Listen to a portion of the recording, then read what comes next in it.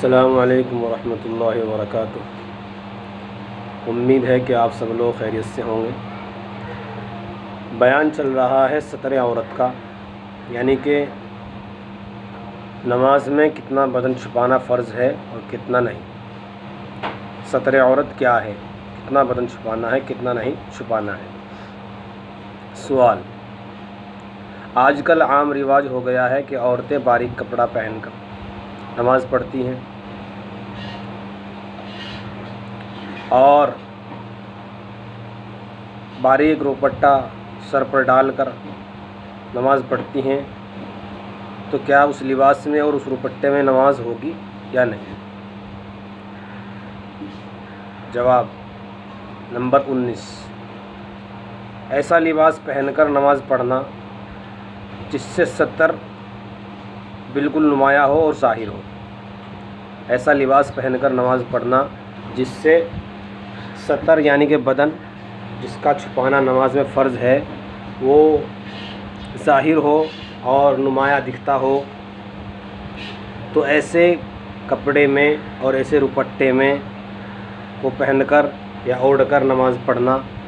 جائز نہیں ہے، اور اگر نماز پڑھے گی تو نماز نہیں ہوگی بلکہ نماز دوبارہ پڑھنی پڑے گی، نماز کو لوٹانا ہوگا۔ جس طریقے سے آج ہماری عورتیں اور بچیاں، لڑکیاں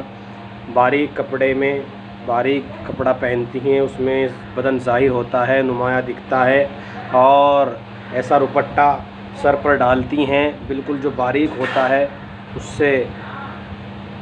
ظاہر ہوتا ہے اور جالی دار ہوتا ہے، وہ اس میں نماز پڑھتی ہیں تو اس میں نماز نہیں ہوگی، بلکہ ایسا کپڑا پہن کر نماز پڑھنی چاہیے جو موٹا ہو، جس سے بدن نہ دکھتا ہو، اور جالی دار دوپٹہ نہ ہو بلکہ وہ بھی موٹا ہو اور اچھا ہو، جس میں ستر عورت چھپ جائے اور بدن ظاہر نہ ہو۔ ایسا کپڑا پہن کر، ایسا دوپٹہ اوڑھ کر نماز پڑھنی چاہیے۔ اگر باریک کپڑا اور باریک دوپٹہ پہن کر اوڑھ کر نماز پڑھے گی تو اس میں نماز نہیں ہوگی بلکہ نماز کو لوٹانا پڑے گا۔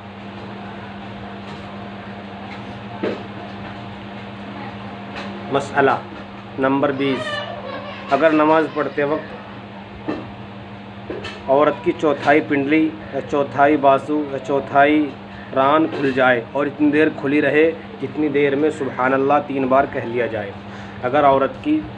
چوتھائی ران، چوتھائی بازو یا اس کا چوتھائی حصہ یعنی کہ بازو کا، ران کا یا اس کی پنڈلی کا کھل جائے اور اتنی دیر کھلا رہے جتنی دیر میں 3 مرتبہ سبحان اللہ کہہ لیا جائے، اگر اتنی دیر تک کھلا رہا تو اس کی نماز فاسد ہو جائے گی، اور اگر کھلتے ہی فوراً ڈھک لیا اور اتنی دیر نہیں لگی کہ 3 بار سبحان اللہ کہہ لیا جائے تو اس کی نماز ہو جائے گی، لیکن اگر اتنی دیر کھلا رہا جتنی دیر میں 3 مرتبہ سبحان اللہ کہہ لیا جاتا ہے تو پھر نماز نہیں ہوگی، اور اگر کھلتے ہی اس کو فوراً ڈھک لیا، فوراً چھپا لیا تو پھر نماز ہو جائے گی۔ مسئلہ نمبر 21: جو لڑکی ابھی بالغ نہیں ہوئی اور وہ نماز پڑھتی ہے، اگر نماز کے دوران اس کے سر سے اس کا دوپٹہ سرک جائے تو اس کی نماز ہو جائے گی۔ وہ لڑکی جو ابھی بالغ نہیں ہوئی ہے اور نماز پڑھ رہی ہے، نماز پڑھتے ہوئے اس کا دوپٹہ اس کے سر سے سرک جائے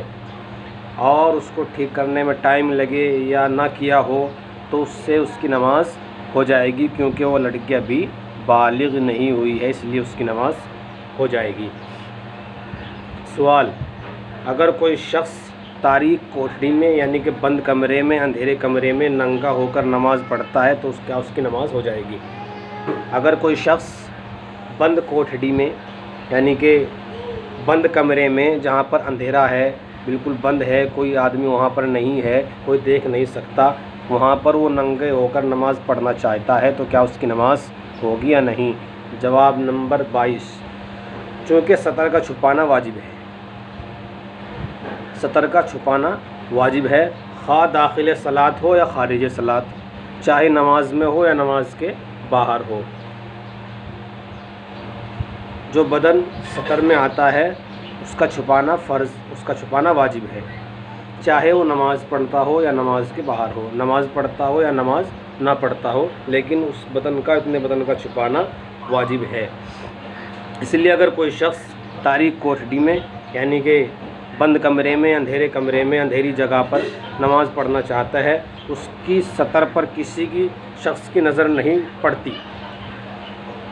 اس کے سطر پر، اس کے بدن پر کسی شخص کی نظر نہیں پڑتی، اس کے باوجود ننگے ہو کر نماز پڑھنا جائز نہیں ہے۔ اگر وہ شخص نماز پڑھتا ہے بند کمرے میں جہاں پر کوئی شخص اس کے بدن کو نہیں دیکھ سکتا، لیکن اس حالت میں اس کا اس طرح ننگے ہو کر نماز پڑھنا جائز نہیں ہے، اور اگر کسی نے نماز ننگے ہونے کی حالت میں پڑھ لی تو نماز نہیں ہوگی۔ اگر کوئی شخص بند کمرے میں، بند کوٹھڑی میں نماز پڑھتا ہے اور ننگے ہو کر نماز پڑھتا ہے جہاں اس کو کوئی نہیں دیکھتا تو اس کی نماز نہیں ہوگی۔ اگر وہ نماز پڑھتا ہے تو نماز نہیں ہوگی، اور اس طرح نماز پڑھنا جائز نہیں ہے،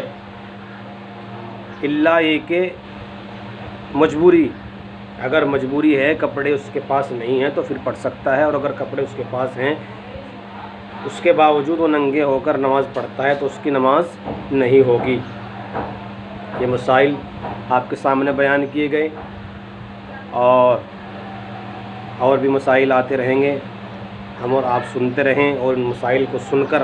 ان پر عمل کر کر ان کو سامنے رکھتے ہوئے اپنی نمازوں کو پڑھتے رہیں۔ اللہ پاک ہماری اس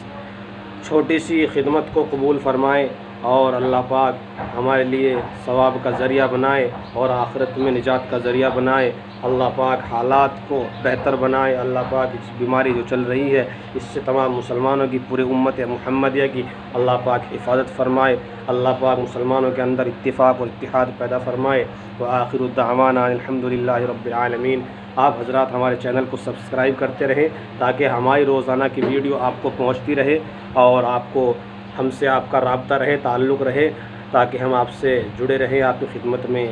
چھوٹی چھوٹی سے مسائل پیش کرتے رہیں۔ اس لیے چینل کو سبسکرائب کریں اور ویڈیو کو شیئر کرتے رہیں۔ السلام علیکم ورحمۃ اللہ وبرکاتہ۔